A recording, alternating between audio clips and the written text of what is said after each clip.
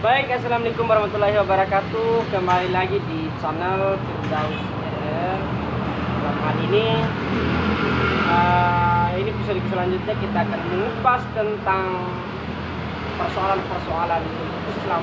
Dalam hal ini ada saudara Raffi, beliau juga salah satu mahasiswa di IAIN Bima,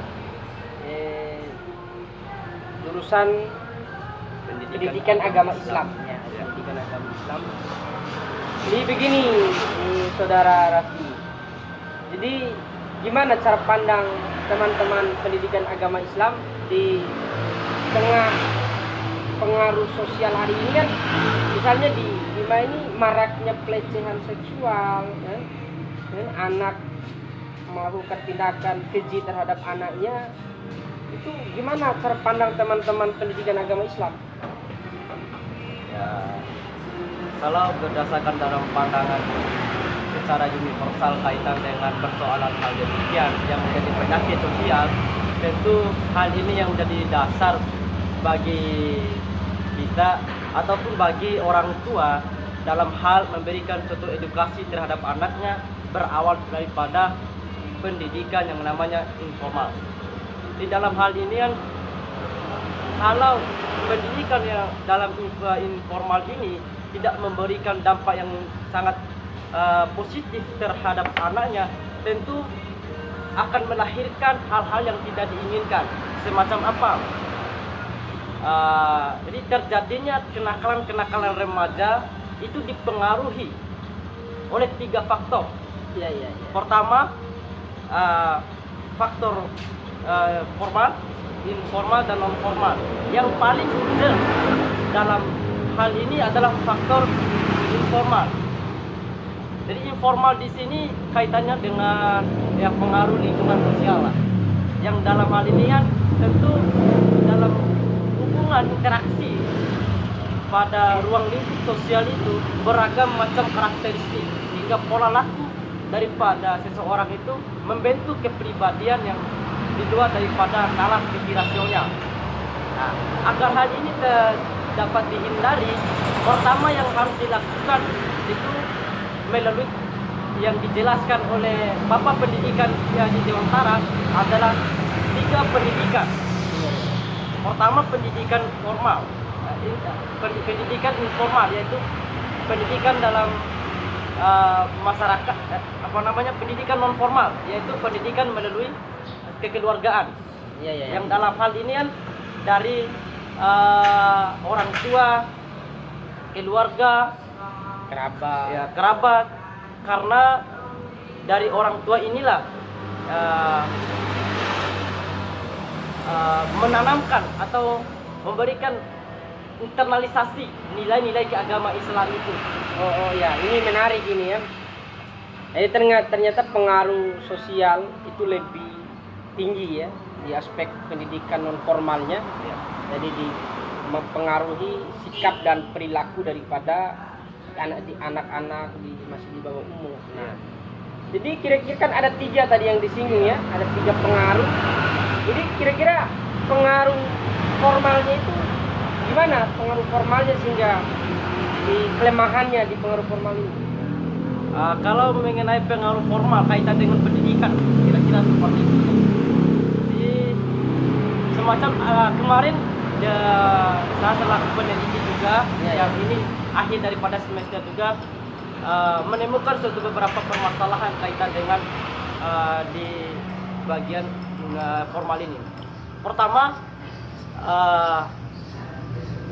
di pihak kependidikan atau lembaga kependidikan ini yang diamati oleh saya sendiri selaku peneliti, bahwa di pendidikan semacam di pondok pesantren dan Wisma Saudara Kota Bima juga memiliki suatu permasalahan yang urgent, di mana dalam ini saya temukan itu antara guru dengan santri ketika berpasang-pasangan, ketika menyampaikan materi, persoalannya itu santri yang ada di sana kurang dapat perhatian yang lebih terhadap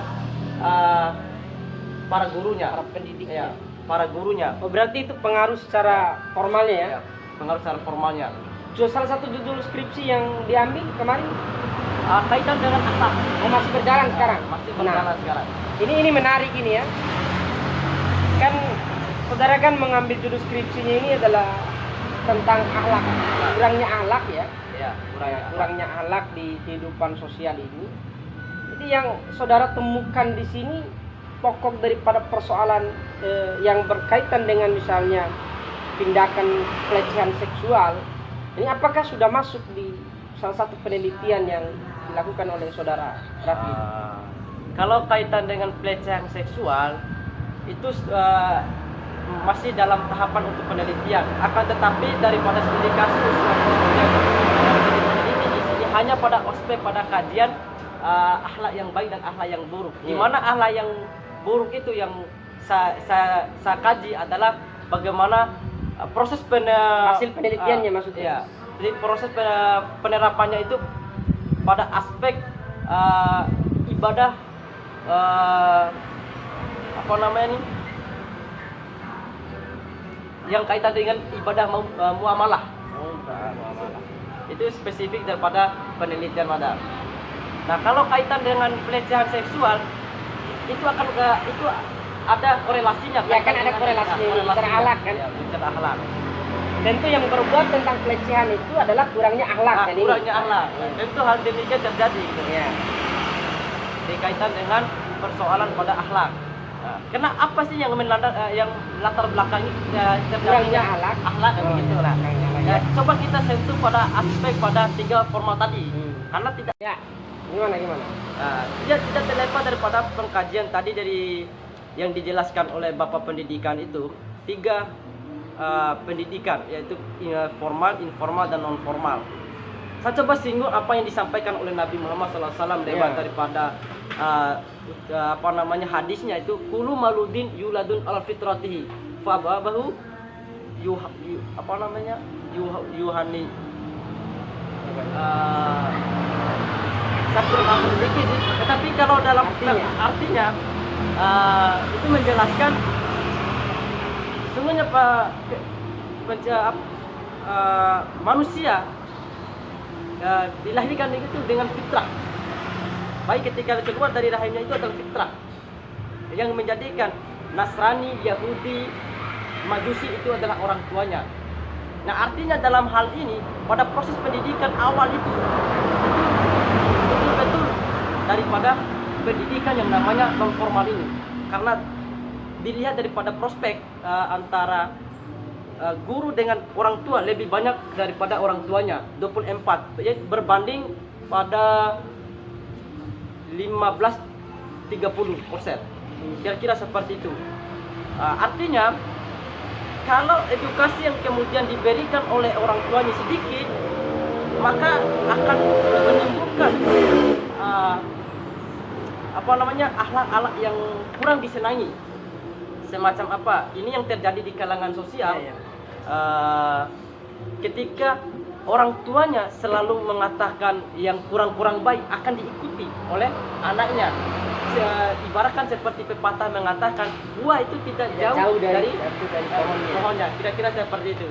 Berarti jadi pengaruh kurangnya akhlak dan moral di kehidupan sosialnya hari ini, termasuk terjadinya tindakan-tindakan pelecehan seksual itu lebih besar pengaruhnya dari pendidikan non formal, yaitu daripada perhatian daripada orang tuanya dan perhatian daripada keluarganya, sehingga itu yang menjadi pengaruh pertumbuhan anak-anaknya itu, begitu ya. Berarti ini menarik yang dikupas hari ini, karena kondisi di daerah Bima ini sendiri akhir-akhir ini kan maraknya itu tindakan pelecehan seksual ini, ya kan? Nah, ini sebenarnya yang saya mau tanyakan pada teman-teman yang backgroundnya pendidikan agama Islam, ya ini. Jadi untuk mengantisipasi tidak berkelanjutannya tentang tindakan pelecehan seksual ini, apa kira-kira yang harus ditanamkan dalam kehidupan sosial? Entahkah itu kita harus melirik pada aspek pendidikan formalnya yang utama, atau kita melirik pada aspek pendidikan non formalnya. Jadi dari ketiga itu saling sinkron.